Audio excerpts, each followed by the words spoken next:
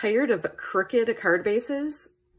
Hi, I'm Jessica Taylor from Ink It Up with Jessica, and in this video, I'm going to show you how to cut and fold your cardstock to get straighter card bases. It all starts with the first cut. I usually cut an 8.5 by 11 inch piece of cardstock in half at 5.5 inches. If you have the Stampin' Up! Paper trimmer, it has a really nice ledge on it, and most paper cutters and trimmers do. So what you want to do is make sure your paper is pushed all the way up against that edge. So I'm going to measure at 5.5 inches, and I'm going to make sure that my paper is pushed all the way up against this edge. I want to push my paper cutting blade all the way up and then pull it down towards me to make my cut.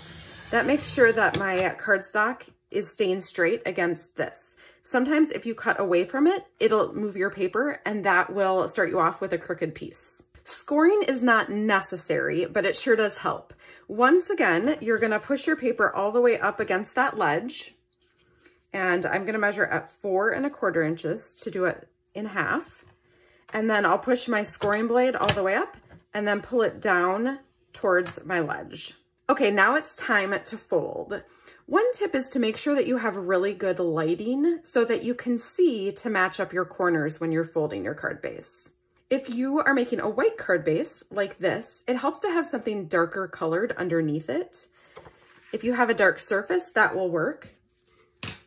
Otherwise, I like to use my silicone craft sheet underneath because it is a little bit tacky as well, so it will help my card base stay in place and not move around. Like this surface is slippery, my card base moves around a little more.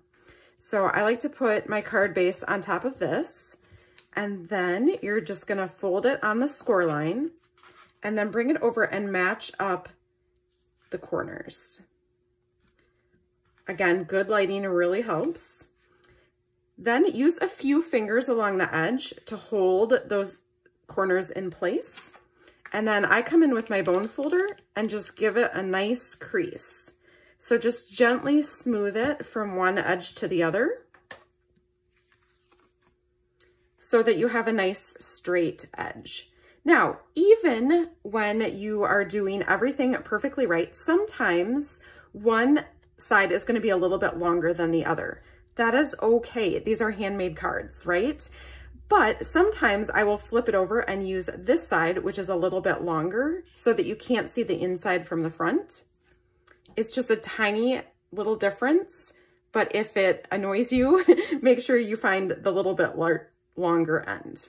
But I think this is a pretty straight card base, and I am 100% happy with it.